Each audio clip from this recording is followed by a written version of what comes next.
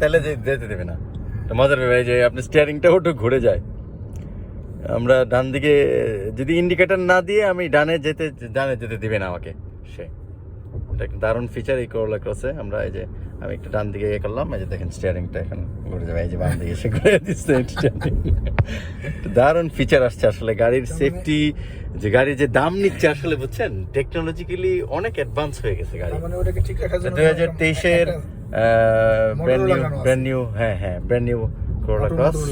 এটা অনলি উপর থেকে যা আসছে মানে ইন্ডিকেটর ছাড়া আপনি ডানে বামে যেতে পারবেন না। দেখি আমরা এখানে আরেকটা টেস্ট হালকা করে।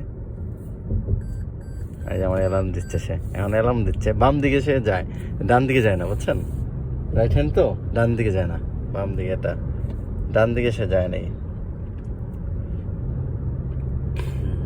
যদি বাম দিকের লাইনটা আবার একটু চেষ্টা করে দেখি কি করে। ডানে একটা গাড়ি আছে, ডানে গাড়ি থাকলে যে ইয়েলো লাইট জ্বলতেছে ওখানে, যখন কোনো গাড়ি পাস করবে তখন এই ইয়েলো লাইটটি জ্বলবে। কি রাস্তা ঢাকা শহরে এলিভেটেড এক্সপ্রেস হয়, এটা ইটস রিয়েলি ড্রিম, স্বপ্নের মতো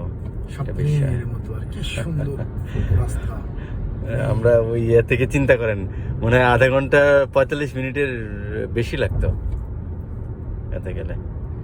যে দেখি বাম দিকে সে আমাকে অ্যালার্মটা করে কিনা, অ্যালার্ট করে কিনা। বাম দিকে হেল্প করে না, হ্যাঁ, কিন্তু ডান দিকে আপনাকে, ডান দিকে সে যেতে দেবে না। ডান দিকে যেহেতু রিস্ক থাকতে হয় যে অন্য অপোজিট ডাইরেকশনের ট্রাফিক আসে, সেজন্য যে ডান দিকে আমি একটু স্টিয়ারিং দিলাম, তখন সে স্টিয়ারিংটা বামে করে ফেলে, এই যে বামে করে ফেলছে, অটোমেটিক্যালি সে বামে করে ফেলছে। কত টেকনোলজিক্যালি অ্যাডভান্স হয়েছে এই জাপানিজ গাড়িগুলা।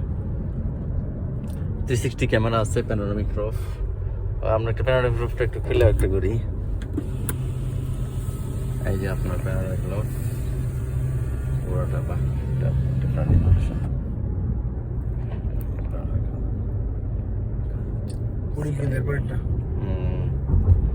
তো আমরা ইয়া থেকে উঠলাম, উঠে কুড়িলে নেমে যাচ্ছি। গাড়িটা আমরা আসলে একটা টেস্ট ড্রাইভের মতো কাস্টমারকে একটু দেখাতে হচ্ছে। 360 ক্যামেরা বাটন আছে।